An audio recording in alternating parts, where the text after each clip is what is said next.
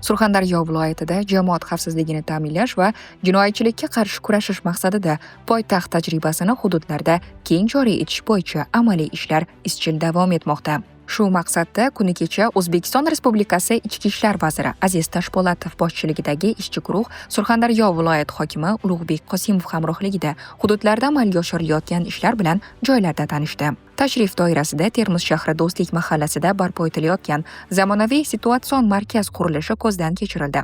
Xavfsiz shahar tamoyili asosida tashkil etilayotgan mazkur markazda raqamlashtirish jarayonini yanada kengaytirish, qurilish ishlarini ilmiy yondashuvlar asosida jadallashtirish hamda zamonaviy axborot kommunikatsiya texnologiyalarini keng joriy etish zarurligi ta'kidlandi.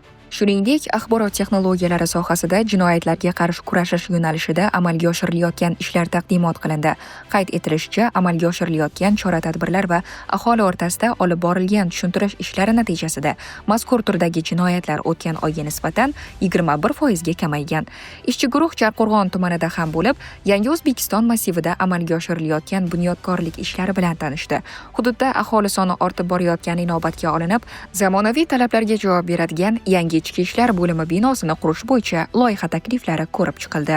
Mutaxassislar bilan o'tkazilgan muloqotlarda mahallalarni jinoyatdan xoli hududga aylantirish, profilaktika ishlari samaradorligini oshirish hamda aholi bilan ochiq muloqotni kuchaytirish masalalariga alohida e'tibor qaratildi.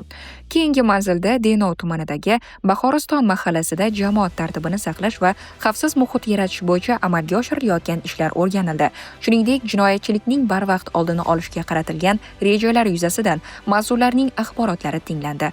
O'rganishlar yakunida O'zbekiston Respublikasi Ichki ishlar vaziri Aziz Tashpo'latov va Surxondaryo viloyat hokimi Ulug'bek Qosimov rahbarligida videoselektor yig'ilishi o'tkazildi. Unda mutasaddilar ishtirokida kriminogen vaziyati murakkab bo'lgan hududlar, jumladan Termiz shahri, Jarqo'rg'on, Sho'rchi va Denov tumanlaridagi holat, shuningdek, barcha hududlarda belgilangan vazifalar ijrosi tanqidiy va tahliliy ko'rib chiqildi. Xotin-qizlar faoli umuman boshqa ro'yxatda gapiryapti. Yoshlar yetakchisi profilaktika inspektor ishlamayapti deb biza yozib beramiz. Hamma kattakon bo'lib ketdi. Birontasi yoshlar bilan ishlayotgani. Shunga biz qattiq xulosa qilishimiz kerak. Birinchisi yurtimizda tinchlik va osoyishtaligi bo'lsa, ikkinchisi aholimizni sog'lik salomatligi. Surxondaryo viloyatida tinchlik va osoyishtalikni saqlash bo'yicha juda ko'p ijobiy respublika ko'rsatsa bo'ladigan ishlar amalga oshirildi. Xotin-qizlar nima ish qiladi? Qaysi bir oila janjal bo'lsa, xotin-qizlarimizga yoshlar tomonidan bezorlik, ko'cha bezorligi boshqalar qilgan bo'lsa, yoshlar yetakchisiga, shu Chilonzor 55 ta mahallasiga 320 ta kelib tushayotgan xabarlarni bo'lindi. Va shu xabarlar asosida chora-tadbir belgilab, mas'ullar biriktirildi. Yig'ilishda joriy yilning birinchi choragi yakunlari muhokama qilinib, kelgusidagi ustuvor vazifalar belgilab olindi.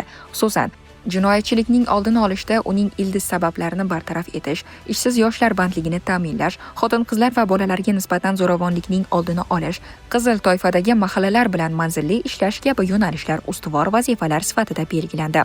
Tadbir yakunida xizmat faoliyatida yuqori natijalarga erishgan 20 nafar xodim munosib rag'batlantirildi. 3 nafar xodimga muddatidan oldin maxsus unvonlar berildi. Shu bilan birga faoliyatida kamchiliklarga yo'l qo'ygan ayrim mas'ullarga nisbatan tegishli intizomiy choralar qo'llash belgilandi.